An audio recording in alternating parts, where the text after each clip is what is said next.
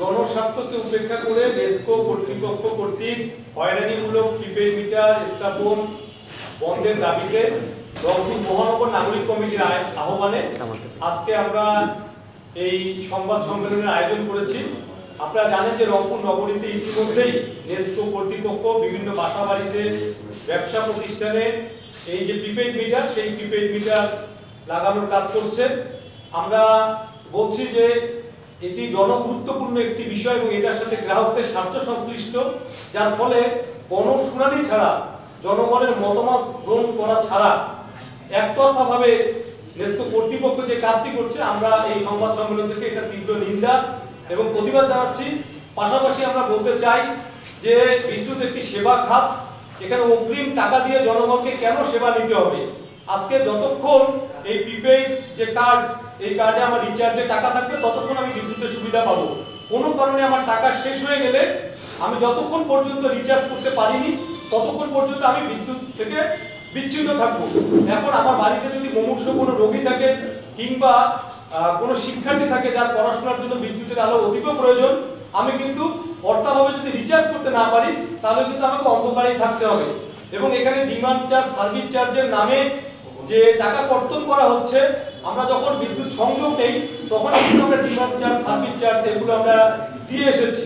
পাশাপাশি এখানে আবাসিক এবং বাণিজ্যিক পর্যায়ে রেট কত হবে, এখানে কৃষি কাজে যারা ব্যবহার করে তাদের ক্ষেত্রে ইউনিট প্রতি রেট কত হবে, এগুলো বিষয়ে সুনির্দিষ্ট কোনো নির্দেশনা নেই।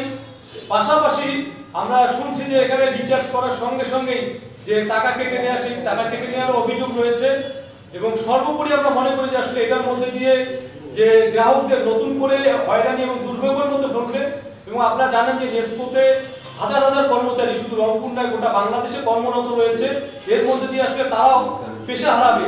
এটা আসলে বিগত যে শেখ হাসিনা সরকার, সেই শেখ হাসিনা সরকারের আমলে এটা সিদ্ধান্ত নেওয়া হয়েছিল প্রিপেড মিটার স্থাপনের, এবং এটাকে কেন্দ্র করে হাজার হাজার কোটি টাকা দুর্নীতি হয়েছে, যার ফলশ্রুতিতে আসলে সেই ধারাবাহিকতায় আজকে এই কাজটি হচ্ছে। আমরা মনে করি যে বিগত সরকারের শাসন আমলে বিদ্যুৎ বিভাগে যে অনিয়ম, দুর্নীতি, লুটপাট হয়েছে তার শ্বেতপত্র প্রকাশ করতে হবে এবং বিদ্যুৎ খাতকে সত্যিকার অর্থে একটি সেবামূলক প্রতিষ্ঠান হিসেবে গড়ে তোলার জন্য এখানে যে অনিয়ম, দুর্নীতি, অব্যবস্থাপনা রয়েছে সেটি বন্ধ করতে হবে।